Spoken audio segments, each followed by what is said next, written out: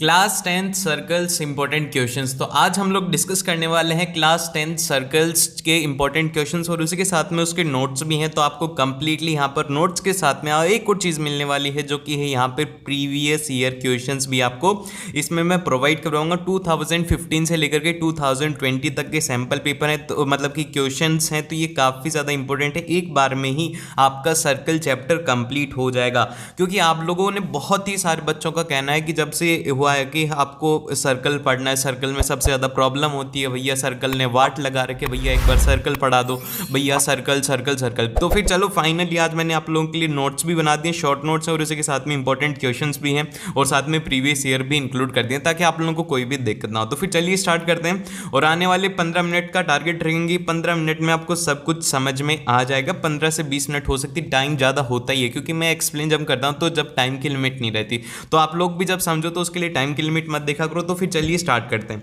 अब देखो, सबसे फर्स्ट कंसेप्ट ये है कि सेकंड टू टेंजेंट क्या होता है कि जो सर्कल के अंदर से निकलती है उसको सेकंड कहते हैं, और जो एक पॉइंट के ऊपर टच करती है, कोई भी पॉइंट के ऊपर एक लाइन सेगमेंट उसे टच करती है उसको टेंजेंट कहते हैं, या फिर लाइन सेगमेंट कहो या फिर आप उसे लाइन कह दीजिए, जो कि उसको टच करती है उसको लाइन सेगमेंट कहते हैं।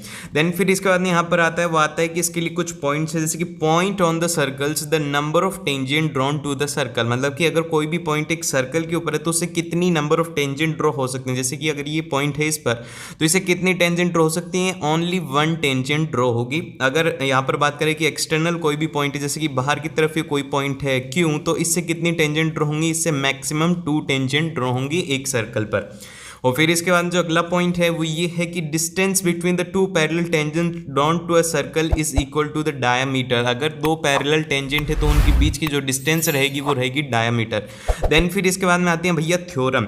थ्योरम काफ़ी ज़्यादा इंपॉर्टेंट है। ये जो थ्योरम्स हैं इसमें एक का तो प्रूफ इंपॉर्टेंट है, और ये वाली जो थ्योरम है इसको आपको याद रखना है। थ्योरम ये कहती है कि tangent at the any point of a circle is perpendicular to the radius through the point of contact. आपको इतनी सी बात याद रखनी कि अगर ये सर्कल है और इसकी ये टेंजेंट है, तो यहाँ पर जो इसकी रेडियस रहेगी, इन दोनों के बीच में जो एंगल रहेगा वो रहेगा 90 डिग्री एंगल रहने वाला है। ठीक है, ये बात आपको याद रखनी है।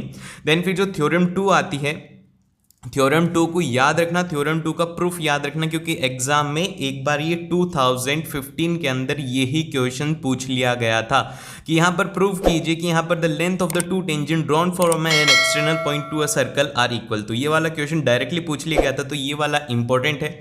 इसका प्रूफ याद होना चाहिए आपको, थ्योरम भी याद होनी चाहिए और उसके साथ में उसका प्रूफ भी होना चाहिए, क्योंकि दो ही तो थ्योरम है, एक का प्रूफ नहीं है, बस एक का ही प्रूफ है।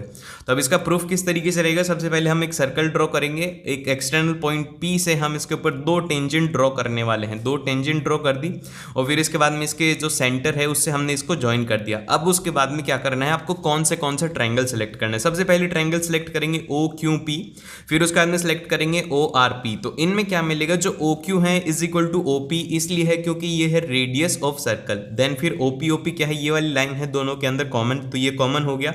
और जो एंगल था फर्स्ट वाली थ्योरम से, थ्योरम नंबर 1 लगा करके हम ये बोल देंगे कि जो पी क्यू है वो है टेंजेंट और यहाँ पर ये ओ क्यू है वो क्या है, रेडियस। तो हम बोल सकते हैं थ्योरम नंबर 1 से कि ये दोनों परपेंडिकुलर होंगे, तो ये वाला जो एंगल है ये होगा 90, उसी तरीके से ये वाला एंगल भी होगा 90। तो ये दोनों एंगल इक्वल हो गए। जब 3 कंडीशन आ गई तो हम यहाँ से बोल सकते हैं कि जो हमारा ट्राइंगल है O Q P is congruent to triangle O R P. Then फिर हम सीपीसीटी से बोल सकते हैं कि OP is equal to PR। तो आपको याद रखना है कि कोई भी एक एक्सटर्नल बाहर वाला पॉइंट है, इसमें कोई भी बाहर वाला पॉइंट P है और अगर इससे 2 टेंजेंट ड्रॉ हो रही है एक सर्कल के ऊपर, तो इन दोनों की जो लेंथ है वो रहेगी सेम। तो ये बात आपको इंपॉर्टेंट याद रखनी, क्योंकि एग्जाम में 2 ही कंसेप्ट पर इस चैप्टर से क्वेश्चन आते हैं। 2 कंसेप्ट होते हैं बस। सबसे पहला कंसेप्ट तो वो था कि जो हमारी रेडियस होती है वो परपेंडिकुलर होती है किसके, टेंजेंट के। और दूसरा कंसेप्ट ये है कि यहाँ पे जो लेंथ ऑफ एक्सटर्नल पॉइंट से जो टेंजेंट की लेंथ होती है वो होती है सेम होती है। इन 2 के ऊपर ही बेस्ड क्वेश्चन आएंगे। अभी हम जब क्वेश्चन करेंगे तो भी आपको पता लग जाएगा कि बस ये 2 ही कंसेप्ट हैं, जिसके ये 2 कंसेप्ट क्लियर है उसका ये चैप्टर क्लियर हो जाएगा।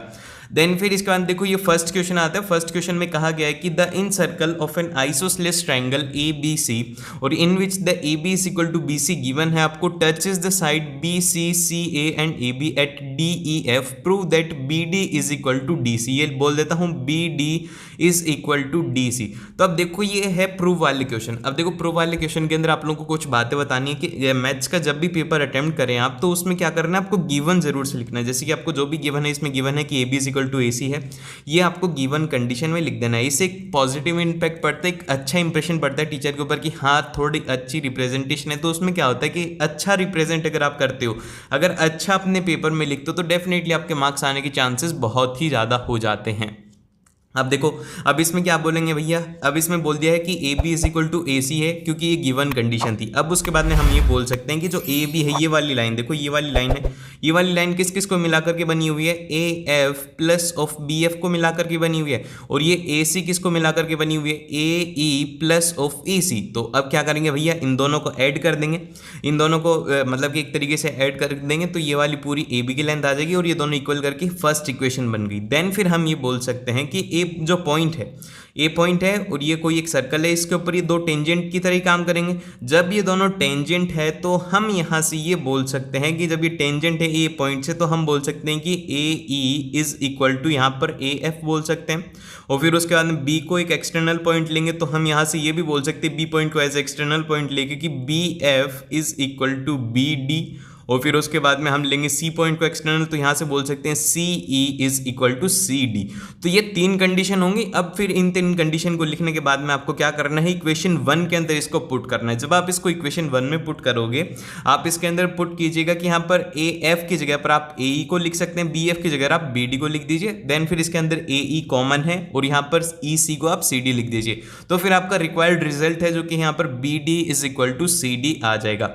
देन फिर चलते हैं हम नेक्स्ट क्वेश्चन की तरफ। इसमें कहा गया कि if the angle between the two tangents drawn from an external point to a circle of the radius O, मतलब कि रेडियस उसकी ए गिवन है और सेंटर उसका ओ है, is 60 degree, then find the length of OP.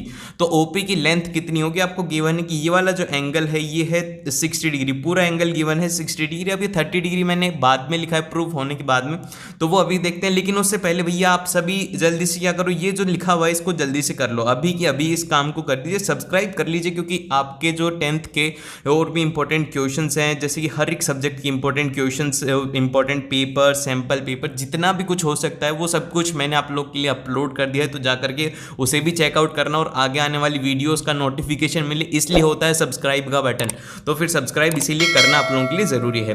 Then फिर इसके बाद में यहाँ पर आता है कि रेडियस ऑफ सर्कल क्या क्या गिवन है। फर्स्ट पॉइंट जो होगा वो होगा, हर एक क्वेश्चन में हम लिखेंगे कि हमें क्या गिवन है क्वेश्चन में। अगर हमें गिवन है कि रेडियस ऑफ सर्कल, तो हम डायरेक्टली लिख देंगे कि radius of circle A given है और जो एंगल गिवन है वो है O P R is equal to 60 degree.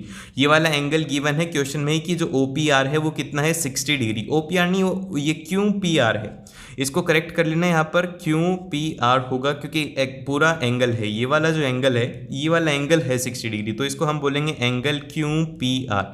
वो ओ हो गया, उसको करेक्ट कर लीजिएगा। अब उसके बाद में क्या करेंगे, इसमें क्या करेंगे, दोनों के दोनों ट्रायंगल को सेलेक्ट करेंगे, फिर इनको कॉन्ग्रुएंट प्रूव करने वाले हैं। तो अभी वही करेंगे। सबसे पहले ट्रायंगल ओ कौन से को सिलेक्ट करेंगे, वो ट्रायंगल सेलेक्ट करेंगे ओ क्यू पी, और फिर उसके बाद में ट्रायंगल रहेगा ओ पी आर। ये दोनों ट्रायंगल को जब सेलेक्ट करेंगे तो इसमें क्या मिलेगा, इसमें आप सिंपल सा बोलेंगे, सबसे फर्स्ट कंडीशन है कि रेडियस ऑफ सर्कल। अब आपने जो थ्योरम सेकंड जो प्रूव की थी वही एज इट इज लिखना है कि एंगल 90 डिग्री है, रेडियस जो परपेंडिकुलर है उसके, फिर P is equal to P R है, क्योंकि एक्सटर्नल पॉइंट से जब टेंजेंट होती है तो उसकी लेंथ इक्वल है। इन दोनों को जब आप प्रूव करेंगे तो ये कॉन्ग्रुएंट प्रूव हो जाएंगे। फिर सीपीसीटी से आप ये बोल सकते हैं कि जो एंगल क्यू पी ओ है और एंगल आर पी ओ है वो है सेम। और क्वेश्चन में गिवन ये है कि जो हमारा एंगल है, एंगल क्यू पी आर को हम बोल सकते हैं कि O P Q plus of O P R. और ये यहाँ से आप बोल सकते हैं इस इक्वेशन से, ये इक्वेशन नंबर 1 से बोल सकते हैं ये दोनों बराबर हैं, तो इसको बोल देंगे क्यू पी ओ, और Q P O is equal to 2 times of ये हो जाएगा। और जब आप इसे सॉल्व करेंगे तो यहाँ से 30 डिग्री इसका आंसर आ जाएगा। और फिर इसके बाद में आप नेक्स्ट अगर इसके बाद में बात करेंगे कि अगर ट्राइंगल में आपसे लेंथ पूछी गई है कि उसकी लेंथ कितनी होगी, तो आपको सिंपल से इसके अंदर साइन वाला लगाना पड़ेगा। अब साइन को दिख करके कंफ्यूज मत हो, जहाँ कहीं पर भी आपको अगर हाइपोटेनियस की वैल्यू पता है और परपेंडिकुलर की वैल्यू निकालनी है, वहाँ पर आप साइन लगा दीजिए। अगर आपको थीटा पता है तो वहाँ पर सीधा सा साइन लगा दो। और अगर मान लो कि आपको ये पता है कि परपेंडिकुलर की वैल्यू पता है और आपको थीटा की वैल्यू पता है और आपको बेस की वैल्यू पता है, तो इसके लिए कौन से वाला एंगल काम में लोगे? साइन लोगे, कॉस लोगे या फिर टेन लोगे? ये वाला मेरे को आंसर कमेंट सेक्शन में बताइए कि अगर जो हमारे पास में एक परपेंडिकुलर है और थीटा नॉन है, फिर उसके साथ में हमें बेस की वैल्यू को क्या करना है, बेस की वैल्यू को फाइंड आउट करना है, तो इसके लिए क्या काम मिलेंगे? तो इसके लिए दिमाग में डालो कि आपको जो काम में लेना है वो लेना है, इसके लिए टेन काम में लेना है। जब कभी भी परपेंडिकुलर और बेस की बात की जाए तो आपको क्या लेना है, टेन। और जब कभी भी बेस और हाइपोटेनियस की बात करी जाए तो वहां पर लेना है आपको कॉस थीटा। तो ये कुछ पॉइंट्स है जो कि आपको याद रखने हैं। फिर इसके बाद में नेक्स्ट क्वेश्चन आता है जिसमें कहा गया है कि in the given figure the centre of the circle P Q is the code and P T is a tangent to circle at P, and जो एंगल गिवन है पी ओ क्यू वो है 70 डिग्री। तो आपको निकालना है कि angle T P Q कितना होगा।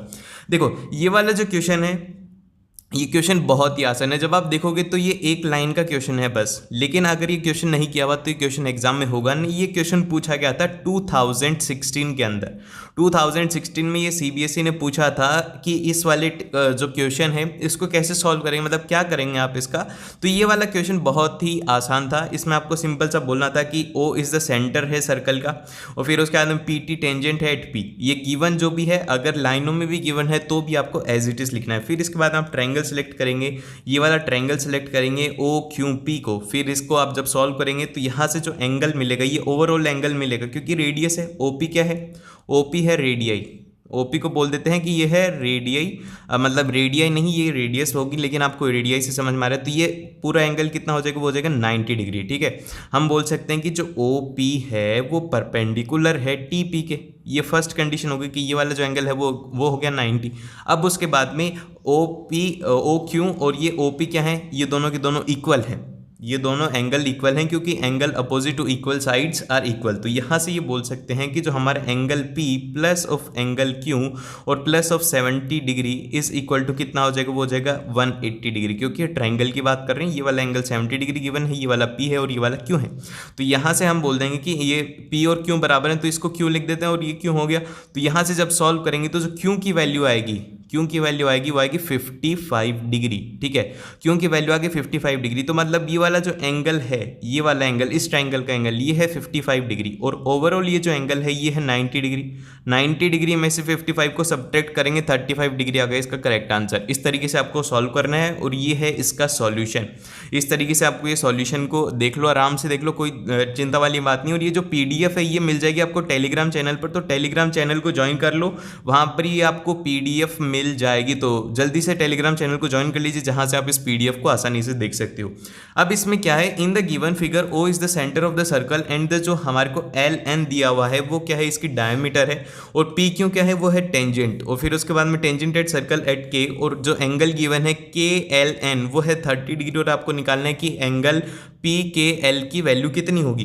तो सबसे फर्स्ट हम सिलेक्ट करेंगे जो ट्रायंगल है, वो वाला ट्रायंगल सेलेक्ट करेंगे OKL को, मतलब कि ये वाला ट्रायंगल को सिलेक्ट करेंगे। OKL को जब सिलेक्ट करेंगे तो इसमें हम ये बोल सकते हैं कि OL और OK क्या है, ये दोनों के दोनों एंगल, मतलब कि ये दोनों के दोनों इक्वल हैं, तो इनके सामने वाली जो एंगल्स हैं वो भी इक्वल होंगे। तो यहाँ से हम ये कंडीशन बोल सकते हैं कि ये जो एंगल है OL के 30 डिग्री है, तो यहाँ पर OKL ये वाला एंगल देखो, ये वाला एंगल जो है ये भी 30 डिग्री होगा।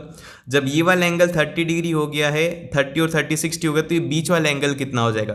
तो फिर यहाँ से बीच वाला एंगल आप बोल सकते हैं ये जो पूरा एंगल रहने वाला है बीच वाला, ये हो जाएगा 120 डिग्री। फिर आपको यहाँ पर ये पता है कि ये वाला जो पूरा एंगल है, हमसे पूछा क्या गया था, हमसे पूछा गया है PKL ये वाला एंगल, और हमें पता है कि जो हमारी टेंजेंट है जो कि है PQ है वो किसके परपेंडिकुलर है, वो है OK के परपेंडिकुलर। जब ये इसके साथ में परपेंडिकुलर है तो हम बोल सकते हैं कि जो हमारा एंगल है OKP वो है 90 डिग्री, और अभी अभी हमने सॉल्व करा था कि ये वाला एंगल है 30 डिग्री, तो ये वाला एंगल कितना आ गया, वो आ गया 60 डिग्री। देन फिर इसके बाद में यहाँ पर कुछ प्रीवियस ईयर क्वेश्चंस, तो ये आप लोग खुद से सॉल्व कीजिएगा। अगर मैं ये एक्सप्लेन करने लगूंगा तो वीडियो काफ़ी ज़्यादा लंबा हो जाएगी। आप इसके साथ में सॉल्यूशन है, इनको आप आराम से देख सकते हो। जल्दी से इस पीडीएफ को डाउनलोड कर लो।